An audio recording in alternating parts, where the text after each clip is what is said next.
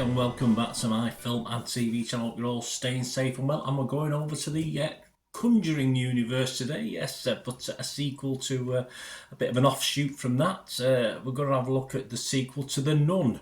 Yes, The Nun back in 2018. We're going to look at something called The Nun II. Yes, very deep title. Have a look at that today, please. If you're new to the channel, push that subscribe button, push the bell notification, everything. Film and TV, of course, reviews like this, information vlogs, previews, lots of different things on the channel, even the odd quiz at special occasions like Christmas, stuff like that. You get the odd quiz on something. So hope you enjoy. Please give us a thumbs up, guys. If you can, give us a like, be much appreciated. Leave your comments on this film, the Conjuring universe, whatever you want to comment on. It doesn't have to be particularly on this film, so it'd be great to hear from you.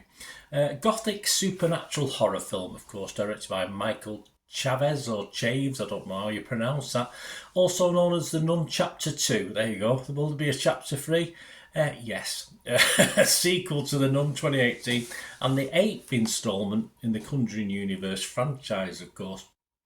The Nun 2018 got a wonderful score on Internet Movie Database of 5.3 out of 10. But hey, there's money to be made, so it doesn't matter. That doesn't bother them one iota. This film stars Taysa Farmiga, Jonas Blockett and Bonnie Aarons, all returning from that very first film. And with the addition of Storm Reid, that's a great name, isn't it? Anna Popplewell as well joining the cast of Justice, equally a great name as well, Anna Popplewell joining the cast for this one.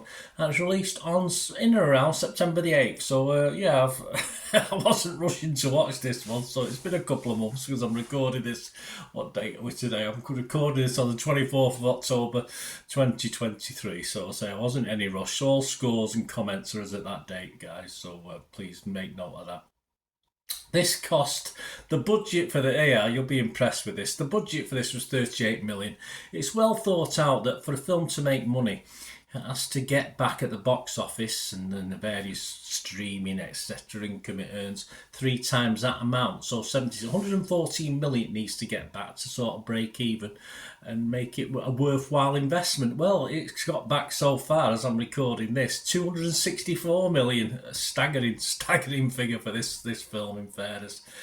So we'll have a quick look at what the critics and what I think of this one. The critics are a bit mixed on this.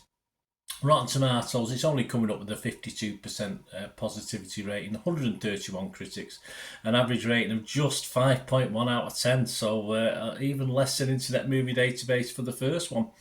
68 fresh, which is good, and 63 rotten, so as I said, pretty much split down the middle, the critics on Rotten Tomatoes.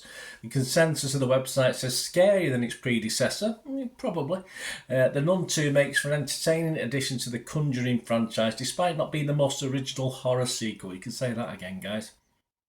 Ben Travis from Empire magazine said, an entertaining entry into the Conjuring canon and proves there are still whimpers to be wrung from what's under that wimple. Yes, I whimper a lot through this one.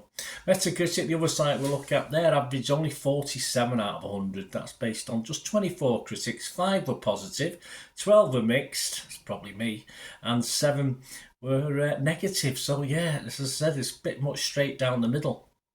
The public generally see a little bit better on it, but you can tell, can't you, from that box office figure.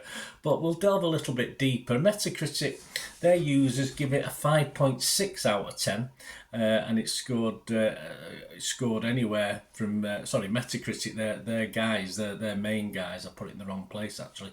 Their scorers give it anywhere between 20 out of 100 and 83 out of 100. So the Metacritic users are scoring this 5.6 out of 10. The Rotten Tomatoes audience have given this 73% positivity, so they seem to like it. 3.9 out of 5. The consensus of their users, better than the first one. I don't disagree with that. The Nun 2 makes up for its so-so story with plenty of fun jump scares. Okay. Internet Movie Database, the one that really, I'll say one that really matters. They all matter, don't they? But their views, 36,000 scores and reviews have been left, and it's averaging 5.7 out of 10. So as you can see, the public slightly more favourable than the critics, but only just, not a lot in it. And that brings me back to my thoughts on this. As I said, some big box office numbers for this. Wow. No doubt Nun III is round the corner. Watch the credits at the end of the film because, yes, we do get a Conjuring add-on to prepare us for, yes, of course, Nun III. No, unless it snazily title it something else, we'll get a Nun III. There's no doubt about that. Being part of the Conjuring universe perhaps elevated the thought of watching this for people to go to the cinema and watch it. After the first Nun, as I said, I wasn't rushing to watch the sequels. As I said, it's been out 5 or 6 weeks before I got round to watching it. It is possibly just better than Nun 1, but then again, that was quite a low bar to achieve anyway, wasn't it? Has its moments. There's just nothing special as far as story or scares in this, apart from the obvious jump scares that are there. But I just don't see the justification for it making such a big numbers at the box office. But hey, the facts are there, and who am I to argue? We've got some investable characters for me. I quite like the characters, but sadly, I just didn't care enough about them. It didn't give me that caring thought to actually care too much about them as the film went on. I like the last 10 or 15 minutes as the action ramped up.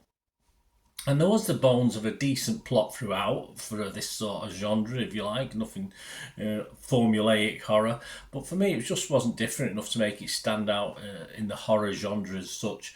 And never mind to stand out in the Conjuring Universe franchise, which I've enjoyed 1 or 2 of those films. So horror by numbers for me. One sequence I did like though was the magazine stand sequence. It lasted about 30-45 seconds I think, but keep an eye out for that. That was one of my favourite sequences in it, but did it make it all worthwhile? Probably not. If I had to rate it, I mean, Rotten Tomatoes, I've only got 2 options, haven't you? If you do it, you've only got fresh or rotten.